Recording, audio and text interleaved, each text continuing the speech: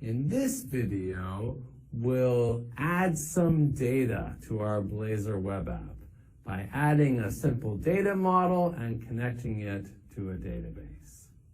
Now, for this exercise, I'm actually going to use Visual Studio so I can take advantage of its built-in scaffolding support, which will let me quickly generate a bunch of Blazor pages based on a data model. In order to follow along, you're going to need Visual Studio version 17.9 or later. Okay, so I've got Visual Studio 17.9 here installed and ready to go.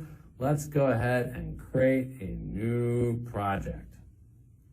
And we'll go ahead and create a Blazor web app for the template that we're going to use. And for the project name, let's call this Blazor Movie App. We'll see why in a second. And then let's go ahead and click Next. Now for these options, I'm just going to keep the defaults. This is where we can select which interactive render mode we want to use and what scope we want interactivity, either per page, component, or globally. I'll just keep the defaults for those. All right, great. So Visual Studio's created our Blazor web app for us.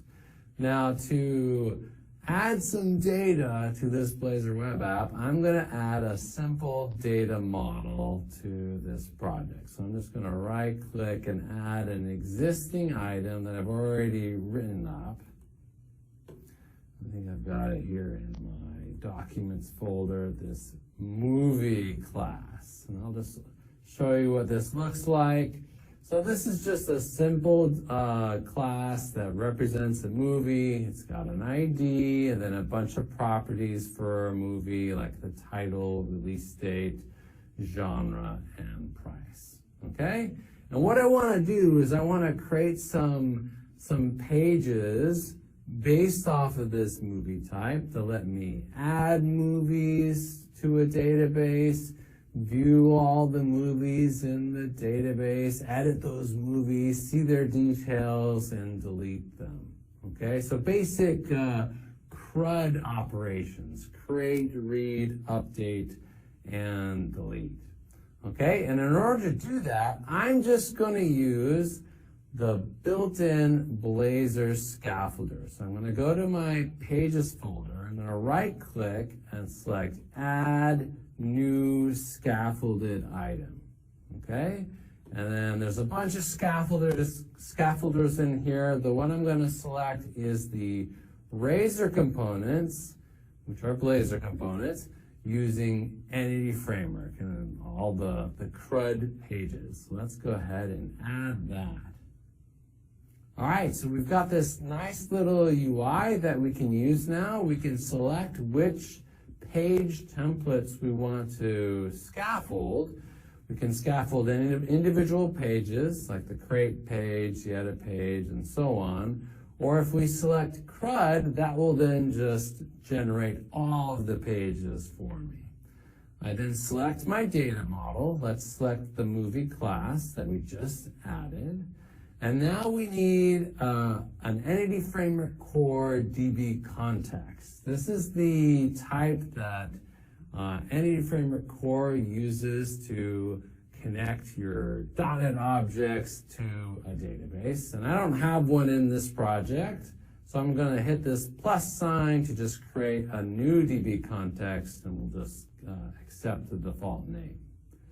We can also then pick which data provider we want to use, SQL Server, SQLite, and so on. I'm just going to use the default, which is SQL Server. And we'll go ahead and click Add, and let Visual Studio do a whole bunch of hard work for me. It's going to inspect my data model and then generate code for each of those pages for the different CRUD operations for interacting with data. Cool, looks like it's done. All right, so if we look in the Pages folder, we now have this movie pages directory, which has all of my generated scaffolded pages: index, edit, details, delete, and create.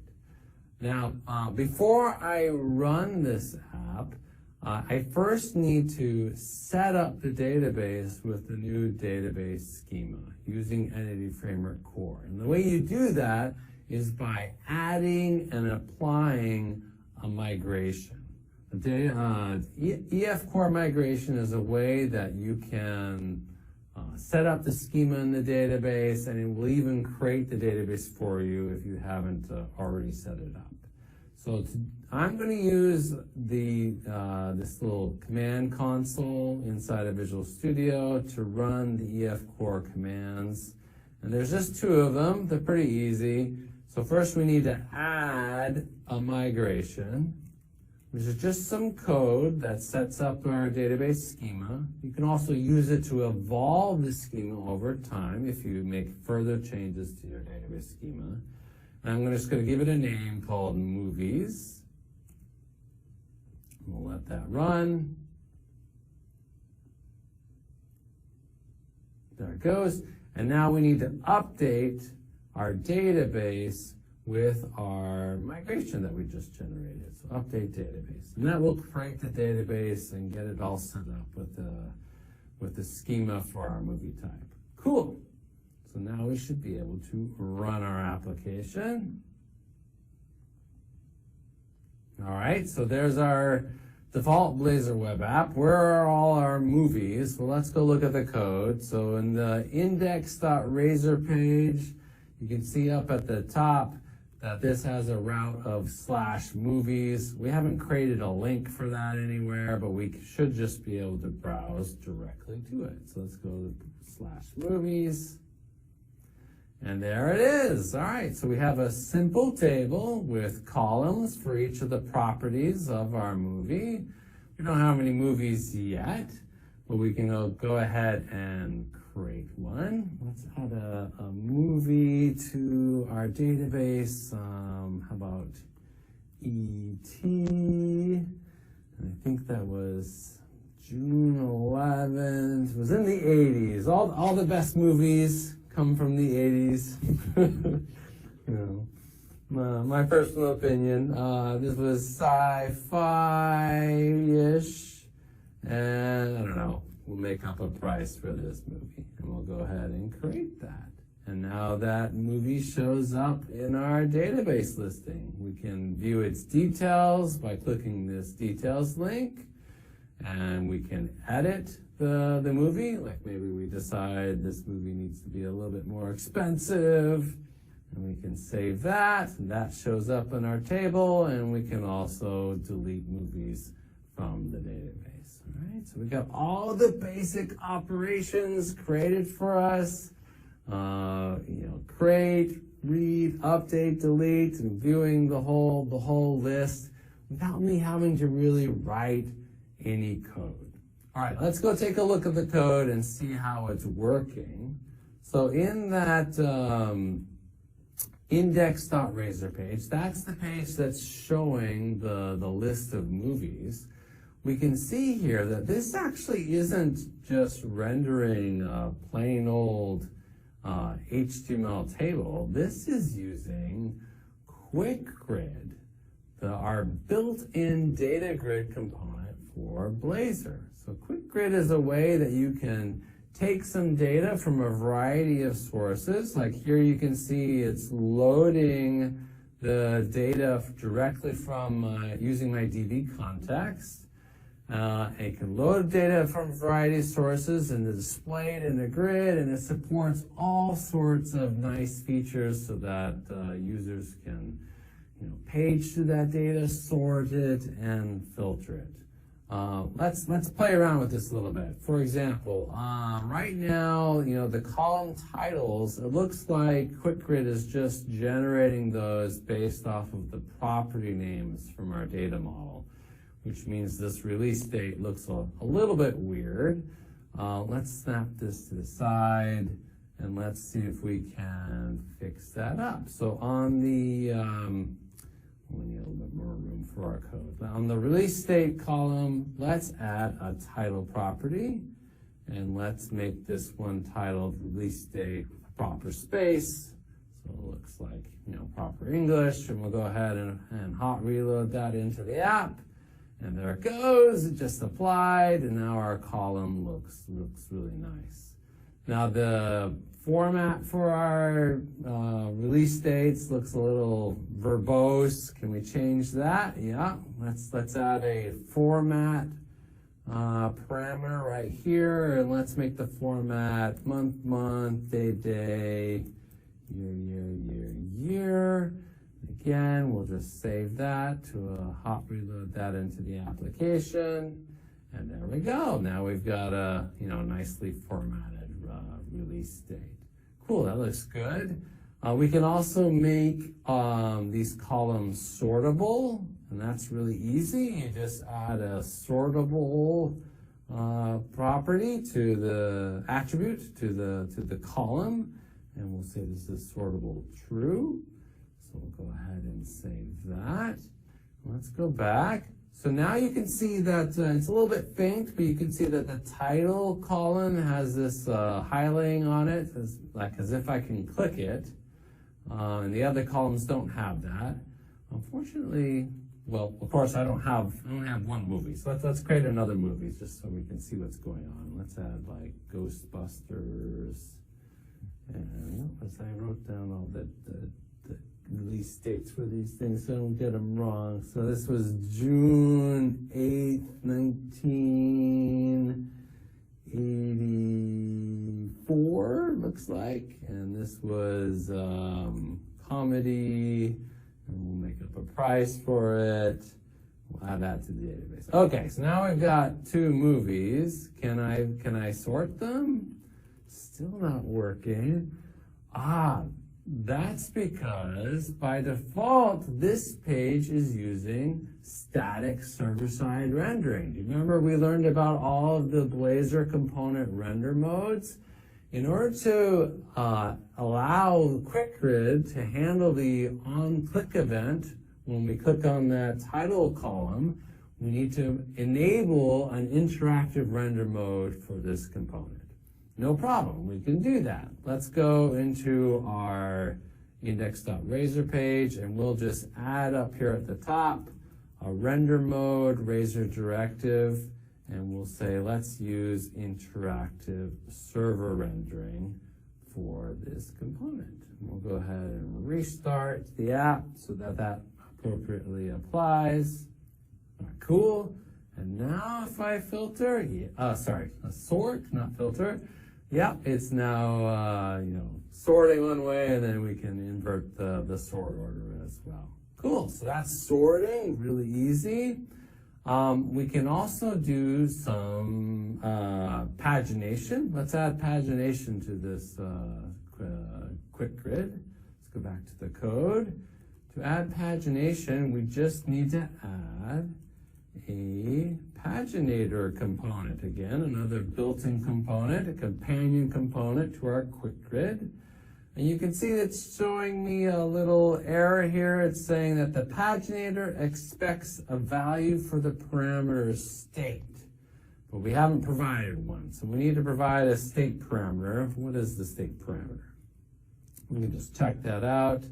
It looks like this is supposed to be a pagination state instance. So let's go ahead and create one of those. We'll add a code block, and we'll create a pagination state instance. We'll just call it state, and then we'll new that up. And this is what allows us to, tweak some settings for how pagination works. Like we can specify how many items per page we want. And right now we only have 2 items, so maybe we'll only have 1 item per page, which is a little ridiculous, but at least shows that it's working. All right, then so we can just take this state instance and pass it into our paginator. And this is how the paginator is going to coordinate with the QuickGrid component. So we also need to pass the state instance up here to the QuickGrid component by setting this pagination parameter. Okay, let's go ahead and run that. Looks good. Okay, so now we see this pagination widget down at the bottom, and we have our first page with ET, and then our second page with Ghostbusters. Cool, so that's how easy it is to add pagination. We can also add some filtering, like if we want to be able to filter, like search for specific movies by name or using a filter query. To do that, what we're going to do is let's take this title column, and that's where we'll add the filter. And I'm just going to give it a closing tag like so I can put some content inside of it. And for the content, I'm going to use the column options parameter. And this is like a little widget of UI that you can attach to a column heading. And what I'm going to attach here is just a div with an input in it. And this input is what I'm going to use for my to capture the filter string that I want to use. All right. Now I need something to bind that input to. We're going to use some data binding. So let's add a string here for our title filter. And we'll have it be empty string by default. And then now for the input, let's make this a search input. So it has, search input. And then we'll bind this to our title filter string. So now the value of the input and the value of title filter should always be the same. I also want this to update on the onInput event. So we'll change the event for the binding, so it's not just on change, but when you're actually typing. And then I think I'm also going to set autofocus just so that the cursor is in the input once you show the widget on the screen. And I think that should do it. So that should set up the filter text box. But now I need to actually do the filtering. So how do I do that? Well, I'm going to just add a property down here below. This will be a property that returns an iQueryable of movie. Okay? And this will be our filtered movies property.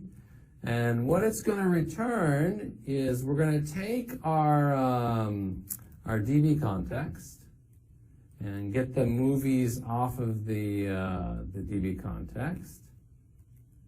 And we will just filter to specific ones. We'll add a where clause here, where the movie, and then add a little lambda expression in here, where the movie title contains our title filter. Okay, you get that? See how that works? So this filtered movie property will then return a new iQueryable based off of the iQueryable that Entity Framework Core is giving us so that we can query the database. And this new iQueryable is going to filter the movie list to the ones that have the title filter in its actual title.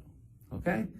So up above, instead of the items for our quick grid being directly from the DB context, we'll use the filtered movies that we just set up.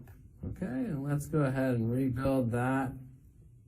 Looks like that's not something we can just hot reload in, but we can rebuild to see those changes. And let's see what we got. Okay, so now we have this little hamburger menu now next to our title column. If we click on that, we get a little text box. Let's filter for, I don't know, ghost movies. And there we can see we only have Ghostbusters. Our paginator has updated. It's only got one page. There's only one movie that's showing up. Or if we wanted movies that have, I don't know, periods in their name, I guess. So E.T. is now the only movie that shows up. All right, so that's how you can use QuickGrid to quickly connect to some data, display it, filter it, sort it, format it nicely for the users. Pagination is supported.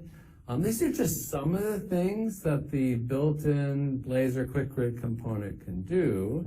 If you'd like to see all of its capabilities, there's a really nice demo site at aka.ms/blazor/QuickGrid. Okay, and this is a little demo site that has all sorts of QuickGrid examples. Here's one that's showing gold Olympic medal performance from a variety of countries. It shows you how you can connect to various data sources, how you can set up virtualization, so you can render, enormous data sets. Like here we're rendering 22,000 rows by only rendering the rows that are currently visible. It's a very fast and flexible data grid component.